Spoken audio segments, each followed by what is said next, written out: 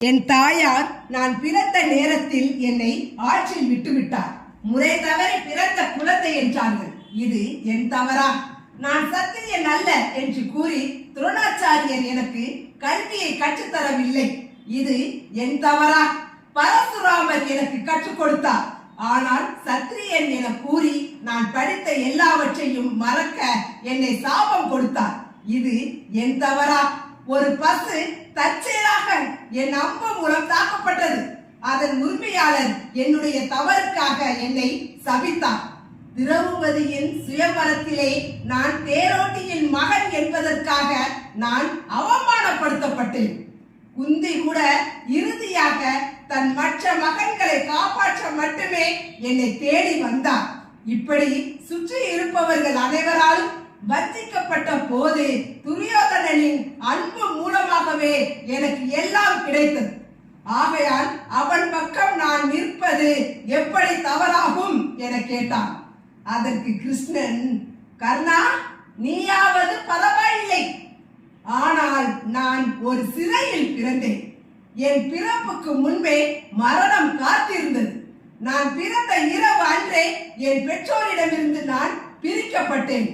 நீ சிறு வயதிலிருந்து வாள், குதிரைகள், வில், அம்புகள் ஆகியவற்றின் இரைச்சலை நீ கேள்விப்பட்டிருப்பாய். ஆனால் நானோ மாட்டு கொட்டகை, சாணம், வைக்கோல் இவைகளுக்கிடையே வளர்த்தேன். நடக்க ஆரம்பிக்கும் முன்னே என்னை கொல்ல பல முயற்சிகள் நடந்தன. நல்ல கல்வி இல்லை, ராணுவ பயிற்சி இல்லை. ஆனால் எல்லோரும் நான் தான் நடக்கும் பிரச்சனைகளுக்கெல்லாம் காரணம் என்கிறார்கள். நீங்கள் ஆசிரியர்களால் மதிக்கப்படுகிற போது நான் எந்த கல்வியையும் பெறவில்லை. நீ விரும்பிய ஒரு பெண்ணை திருமணம் செய்து கொண்டீர். ஆனால் நானோ நான் விரும்பிய பெண்ணை திருமணம் செய்யாமல் என்னை நேசித்த பெண்களை மேலும் கொடியவரிடமிருந்து நான் காப்பாற்றிய பெண்ணை திருமணம் செய்து கொண்டேன். துரியோதனன் போரில் வெற்றி பெற்றால் உனக்கு நிறைய பொருள், நாடு, சேனை, கௌரவம் கிடைக்கும். ஆனால் பஞ்ச பாண்டவருடன் சேர்ந்து யுத்தம் செய்தால் எனக்கு என்ன கிடைக்கும்? கண்ணன் தான் இந்த போருக்கு காரணம் என்ற குற்றச்சாட்டு மட்டுமே மிஞ்சும். கர்ணா, ஒன்றை நினைவில் கொள்.